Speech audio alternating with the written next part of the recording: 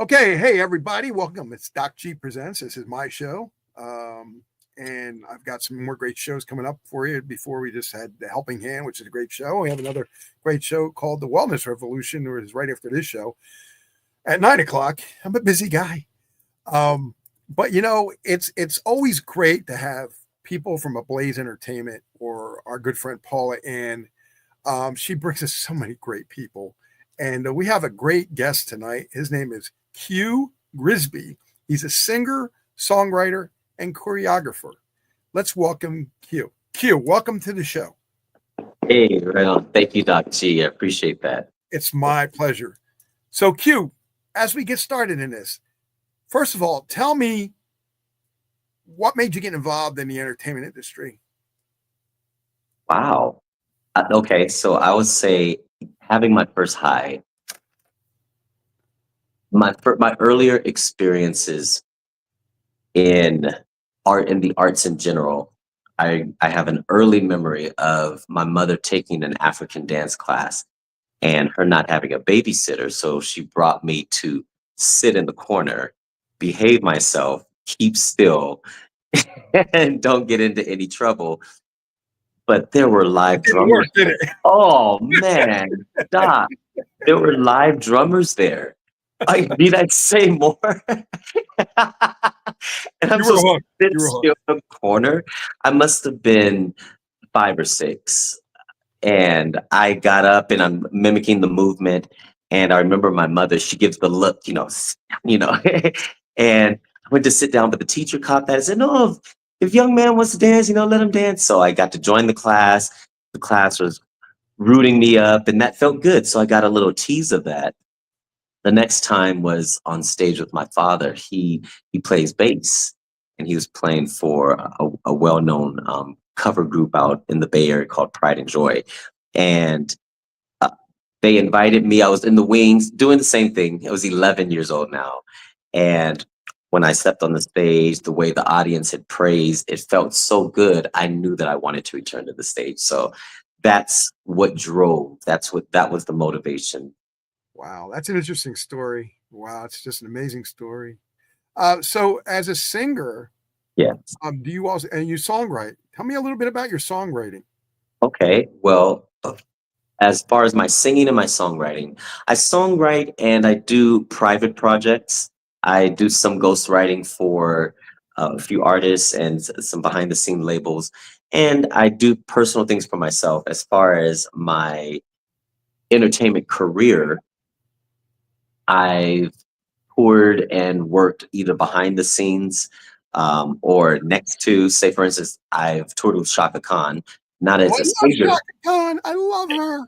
I know. She's adorable. I love her. She's precisely, I believe, what everyone would expect of her. She's just how she is in her interviews. I would say this when I met her, my first impression of her, not that you had asked, but she's just such a legend and icon and impressionable on the music industry as a whole. But my first impression of her was like, wow, she's like an auntie that you're already familiar with.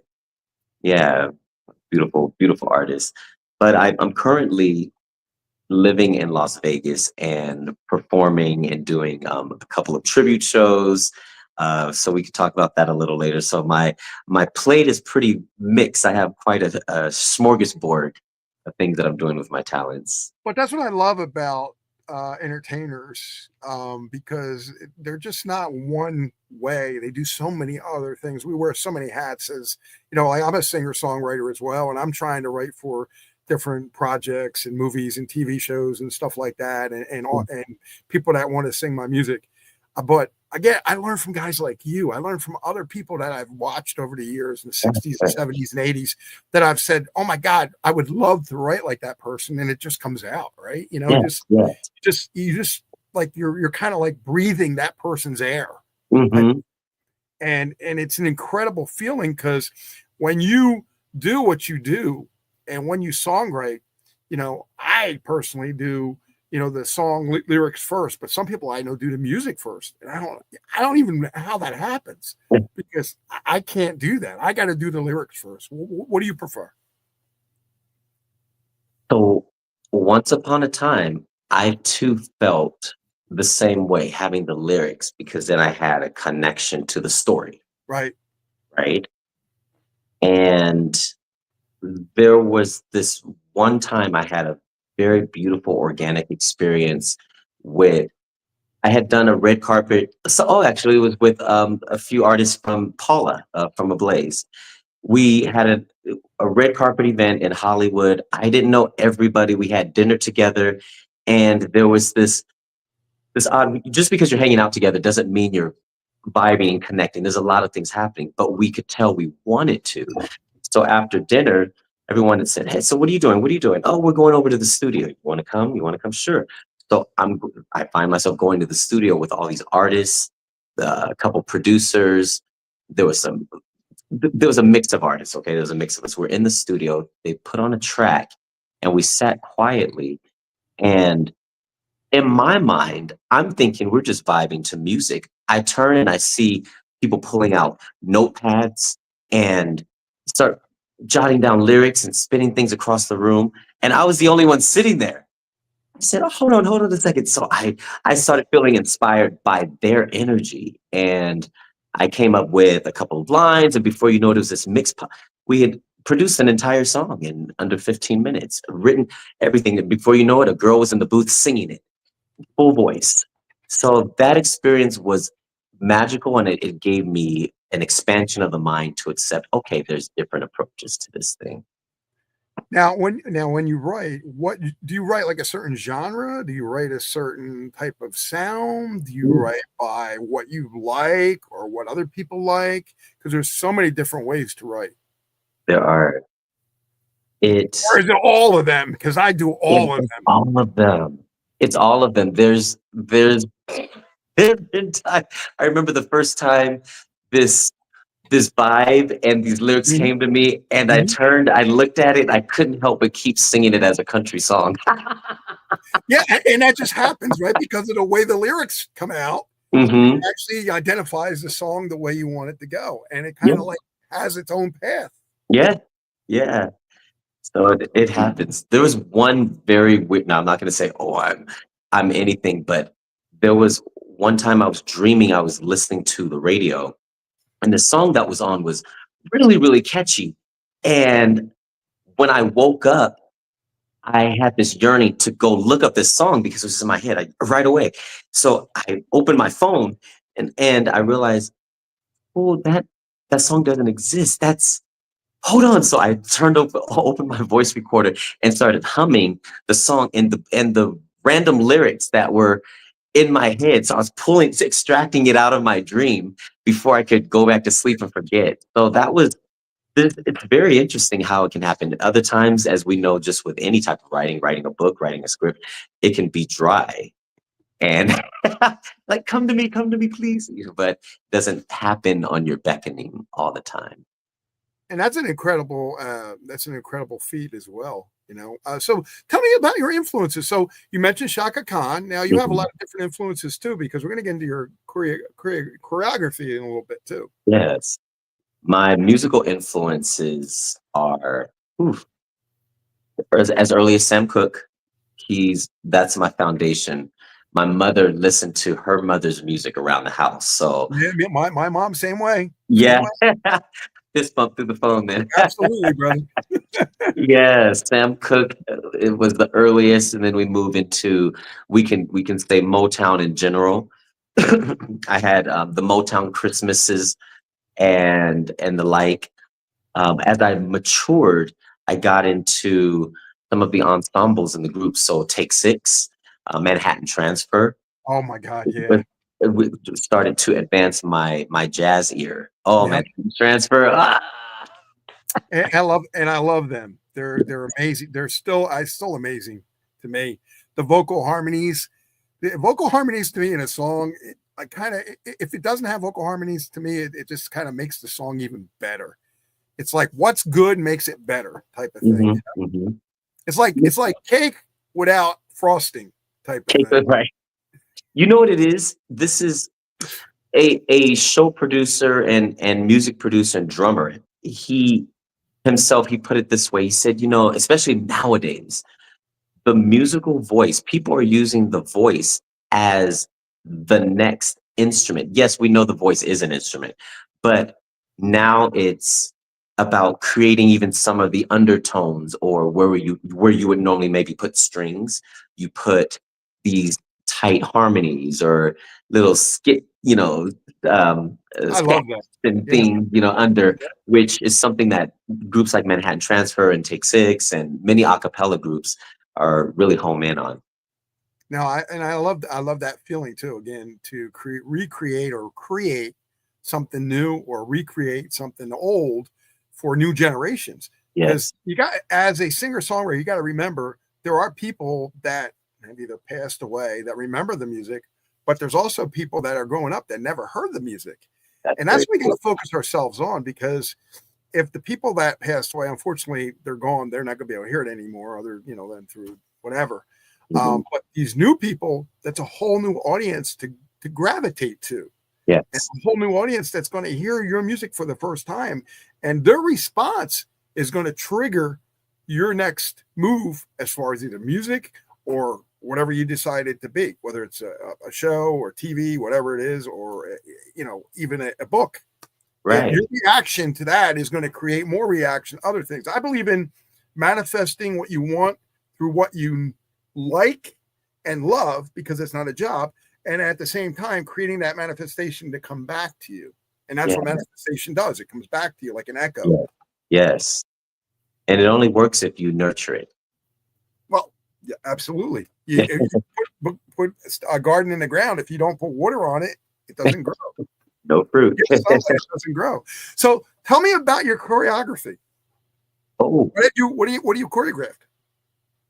currently, I'm working with Ablaze, working with our individual artists, whether it's their stage shows. I'm also a performance coach. Oh, So being nice. a performer myself, I bring in the under the performance coach umbrella, I'm more so focusing on the artist and how they move in their natural element Mhm. organically. And if there's going to be choreo, natural moments to put it in, whether it's a choreography can be as intricate as a production number, or as blocking and simply, okay, when you get here, since you're singing about your hair, the fan is going to be here. Eat that fan up, take that hand, brush it back this way, a sharp look over to this side and serve that side of the audience, but don't let them get forgotten and come over here with a nice haste. So there's that if the person isn't necessarily a good mover, but then I can turn around and work with a group or a singing artist, a performing artist who does dance as well.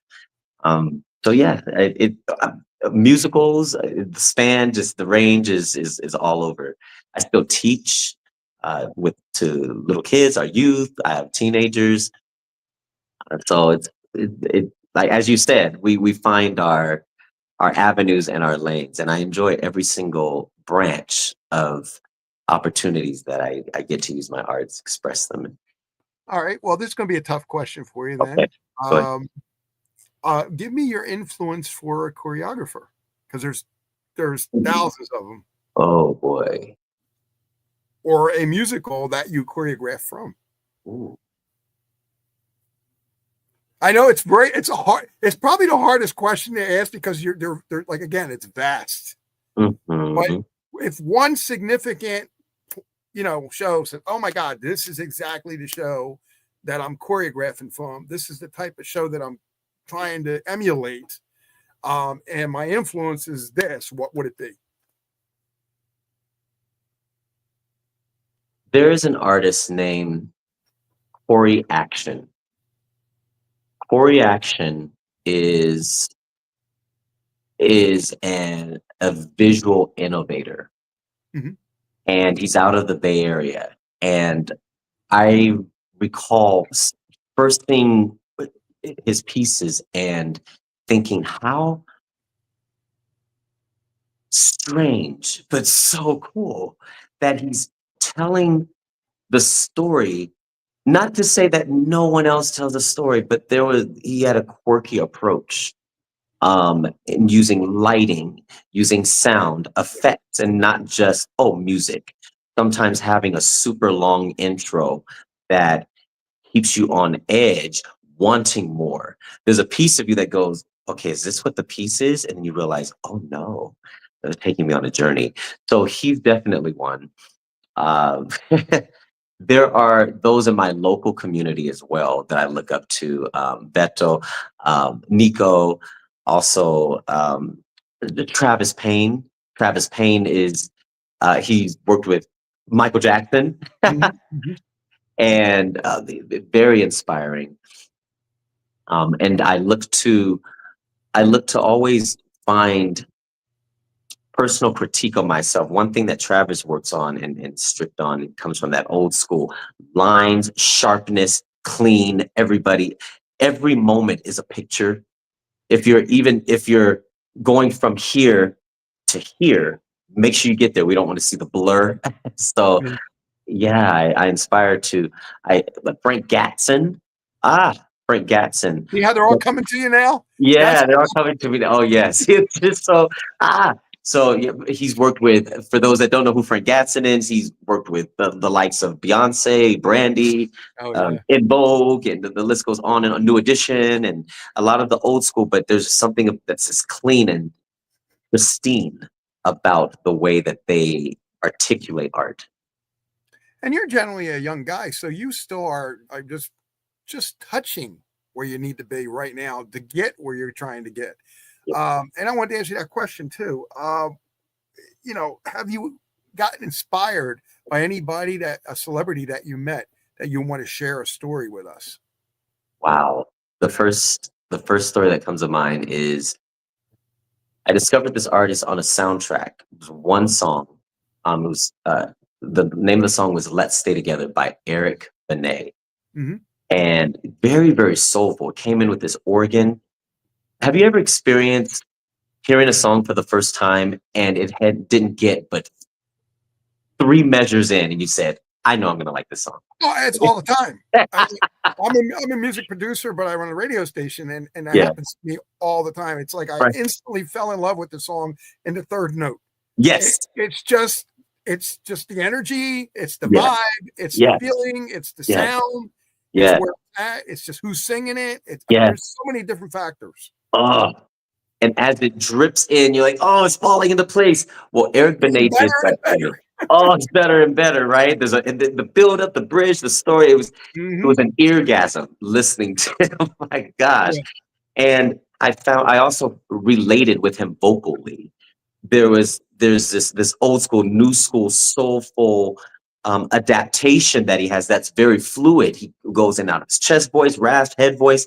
Nice. Anyhow, I introduced him to my father. My father found out that there were tickets on sale to see him in concert. He bought these tickets, brought us to see this concert. We're standing, it's very intimate.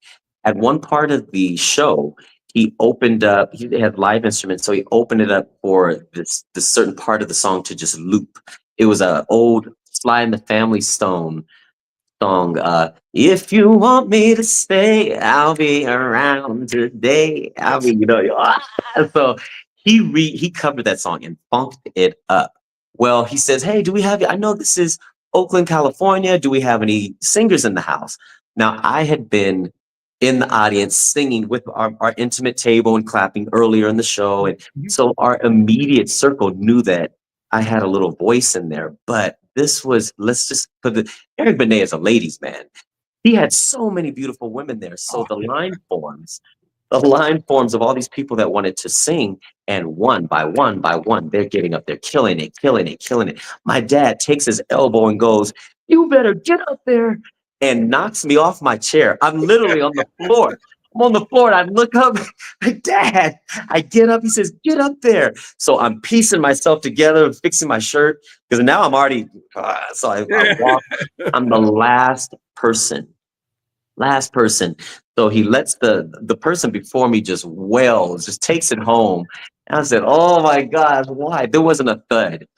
I get up, I'm the last guy. So Eric says, "Okay, do we have any?" "Oh, okay, we have a gentleman. All right, give it up for the only gentleman." I walk up there and my heart is pounding, pounding, pounding. He says, "Okay, man, well, what's your name? Okay, well, do you think?" I take the mic and I open open my eyes, I look out, and if you've ever watched Showtime at the Apollo, Mhm. that's the feeling that I had. Like, uh-oh, these people will either clap Mhm. or they will boo you off. And so the first thing I did, "Well, if you want me to stay, mm, if you want me to stay," and I started building up.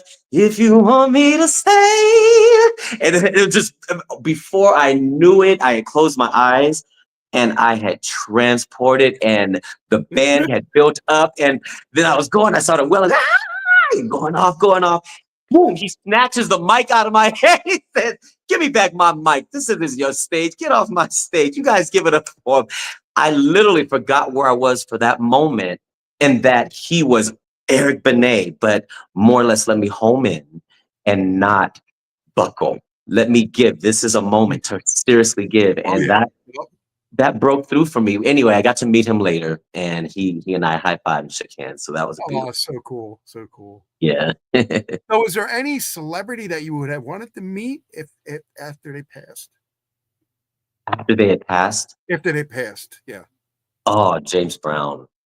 Yeah, I was very disappointed to see that even in his last years, he was still doing concerts. I was living Mhm. in Sacramento, California, and I'd see the billboards of him performing either in Tahoe or Reno, or he had wherever he had shows Mhm. near-ish around. And I kept telling myself as I was driving through traffic, "Oh, I need to adjust my schedule. I want to see James Brown." Tina Turner was one. I Phoebe's not gone, but I want to see him before he goes. But there are some beautiful artists. Say, I got to see Prince. Any I white saw, artists? yes, um, Soulful George voice? Michael. George Michael. Oh, George Michael, hell yeah. Oh man. Um, What a talent he was. What oh a man. talent. Yeah, yeah. That was actually pretty hard. Not I'm gonna think, but Kenny's still with us. I love my Kenny Loggins. Mm, Kenny, yeah, Kenny's a good guy. I love my Kenny Loggins. So there's still some that are around that I still hold on to. Mm. It's kind of a tough question because again, there's so many possibilities it could be. You know, it just you go from Elvis Presley to John Lennon. I was just going to say Elvis. Elvis as a kid, and I didn't mean to interrupt you. No, you're good. Go ahead, bro. Elvis, I just recently I worked on a tribute show Mhm. that paid tribute to Elvis, called Elvis Back in the Building, out of Las Vegas. And I learned so much. The show was not just musically urged, but they told the story of different periods of his life. Mhm. And I learned to respect him beyond just the music or what we knew, but what he was also doing vocally. Uh, Not just that you take listening to the songs, listening to how he approached music and used his voice, even in character style. "Oh, my baby, let me," it's just it was when you're a child, um, and my ear wasn't necessarily as matured. It was a character. But then Mhm. you grow up and you begin to work with your own voice, and you start to sing those songs, and you relate and find yourself, oh, you have to do this with your mouth, or the placement has to be here. Right. And in turn, I learned to respect that artist for what their product is. Does that make sense? It makes a lot of sense to me. Okay. It does. Yeah, Yeah. really Yeah. does. So if anybody wants to find your music, how do they find it? Are you on YouTube or Spotify or what? I do. I have my channel on YouTube, Q Entertains. My name is spelled as you see here, Kieu, then Entertains. Also, I have a Spotify, so it's under Kieu T. I'm gonna look for both of them. Yeah. Are you on Facebook too, Q? I Excuse me. I am on Facebook as well. And is it under the same name, Yeah. correct? Okay. Rashad Q Grisby. Oh, beautiful. Yes. So, anything that you want to give, any advice to anybody that's starting out in the music business? Because I know I talk to a lot of entertainers about this, and it's all over the board because we talk about AI and Yeah. how it's very helpful, but it can also be very hurtful to a lot of the industry and a lot of people in the industry. I have a lot of friends that have been in the industry for over 30, 40 years, and they're very, very scared of AI. And what is your thoughts on that? And also, what do you have to say for the people that are just getting into the industry right now, the younger ones or the people they're trying to make a name for themselves? Mm. Ooh. Okay. The AI, I'm not the hugest fan of its manipulation on taking the work out of bringing passion together with art. Mhm. There are some elements of AI that can help, but it's also being abused. And where do we draw the line? We are we are men of nature and of greed. Setting limitations is not necessarily something that mankind has mastered. Right. In fact, AI is pushing it. You and I could sit here in this podcast. I could tap a few buttons with this finger, say, write a song about this interview, and give it a music video. And before this is over, it pops up. And And I, that's the scary part about it, right? It's that anybody can do anything anyway, while people are busting their butt trying to, make a song. We say the right way, yes, where they're going through, this sound is better, this lyric is better, this works better, this part needs to have this in it and that, and that's the way the old songs were done. But again, I have friends that are on the other side of this that say the same thing you said. If AI could be a tool to help build that song, to make that song even better, or to make that song, say, the horn section, they hmm they couldn't make it because they were sick, and you hmm wanted the horn section in the account, in the song.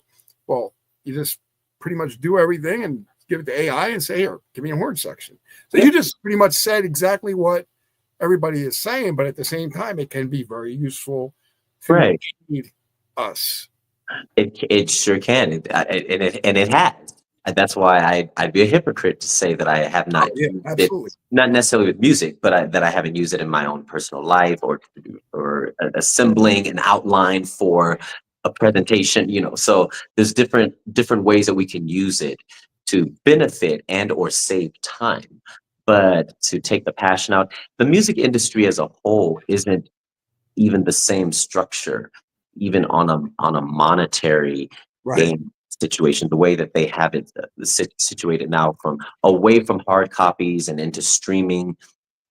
It has not paved a way for people like you and I to be able to sustain on just songwriting alone, unless you are specifically on this path with these specific people and part of the group. So there's the passion part that we know, oh, we're artists, but we fight so hard to be respected no matter what our art craft is.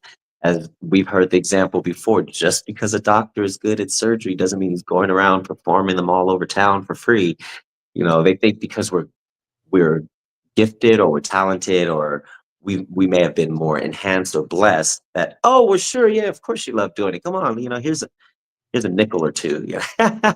No, you're right. And the people always take talent for example, they do not, sometimes they don't respect it. I mean, I hate to say it, but some bars, they don't respect talent. Sometimes they'll just want you to bring the people in, but they're not willing to pay you. They don't want to pay you. I have a lot of friends that are in the industry, and they say that all the time. They say, yeah, we'll go into the bar and we'll have the place like 300 or 400 people in a place, and they don't want to pay you. They don't want to pay you anything. It's like, why wouldn't you want to pay us? We bought 300 or 400 people to buy your drinks, to buy your food.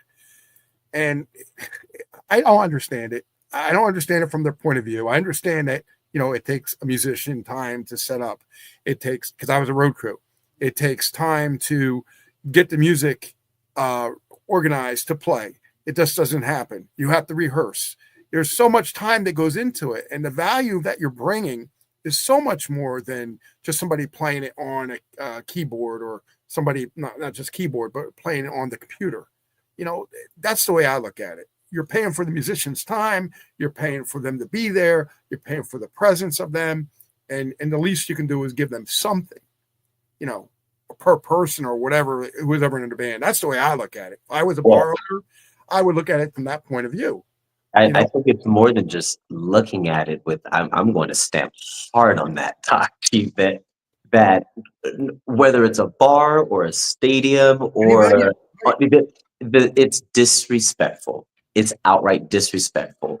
The list goes on and on and on as to what goes into your craft, whether your instrument, and making sure, if you're a drummer, make sure you have all your drums are tuned, your sticks are together. If you're a bass or a lead guitar, your strings are there and repaired, and make sure you have you're a vocalist. Don't get me started. I know. Like I said, you can go on, but listen, Kieu, I gotta go. I got another show coming up soon. Right on. But I want to thank you for this interview. I know we really didn't get to the bottom of everything that you do, but we got a little taste of what you're about and what you talk about and what your music is about and what you choreograph about. Right. And at least it's a taste of what people can find more information for. Check them out on Facebook, YouTube, and Spotify. I'm on Facebook, YouTube, and Spotify too. So please friend me. I have other shows that I think that you would also be great on as well, because we do a show called The Mayor of Rock and Roll and Friends. Hey. And what you like about that is my friend, the mayor, has literally been in every TV show and every movie and over 400 different things. And everybody really knows him in the industry, but he's one of the unknowns that, unfortunately, when he goes and plays, he doesn't get paid for it. So again, I understand what you're saying. Even if there's value to talent, and he has a lot of talent and wrote a lot of songs and people covered his songs, it's still not valuable enough where people pay him for it. See, that's the part I'm getting to. If you tell people what you're worth and you stick to that, usually, you are the commander of your own life. If you decide not to and just, I want to get my music out there, which a lot of friends do. I just want to get my music out there. I'm not worried about it. I just want to get it out there so it's there, but you're not getting paid for it. Then my point is, I understand why you're doing it, because you love it. But at the same time, if you're not getting paid for it, I don't know. It's still work. You think about it, that's a person's time, that's their essence. So I say hashtag disrespect. I agree 100%. So Kieu, thank you for being here. Thank you for having me. Well, I'm glad you had a good time. I appreciate it. Yeah. Please check us out. We're at HamiltonRadio.net. We're coming up to 30 years in June, guys. Everybody out there that's watching us and listening to us, we're on Alexa and Google. We're on iTunes. We're on TuneIn Radio, Odyssey. We're also on iHeart. We're on a lot of different places. So please check us out and let us know what you think. And remember, you can request anything. So if I start playing your music, Kieu, we'll play it with a lot of your favorite artists too. And that's why a lot of my artist friends like listening to the station, because they get to hear not only their favorites, but themselves. And they get to share that with other people. And that's why we've been around for so long, because we've had that certain unique way of doing that for different people. So what an awesome touch. I love that I'm even part of this. So thank you for welcoming me into the fold. Oh, you're welcome. Totally welcome, Kieu. And thank you again for being here. And wish you the best in the future, and hopefully we can get you on another show. I got your phone number now, so right on. And if anyone, and I'm so sorry, if anyone, if I may, Docg, go ahead. If anyone's in the Vegas area, I'm currently in a tribute show that pays tribute to 80s and 90s boy bands. So if that's your shtick, check me out on my social handles, and I'll have more information for you there. And we play a lot of 80s and 90s bands, because when my daughters were growing up in the 90s, they made me play them. So I've been playing them. I love that music. I love the harmonies. I love Boys to Men. Yes. Oh my God. I love them. You know, at Chaka Khan, she's always on. I message her all the time on Facebook. I said, Chaka, you're on again. I'm playing your music again. Oh, that's awesome. And she loves it, you know. So just awesome, man. Thanks again. And the best to you in the future. And hopefully talk to you soon. Talk to you soon. Thank you so much for having me again, Docg. It's my pleasure, brother. Take care.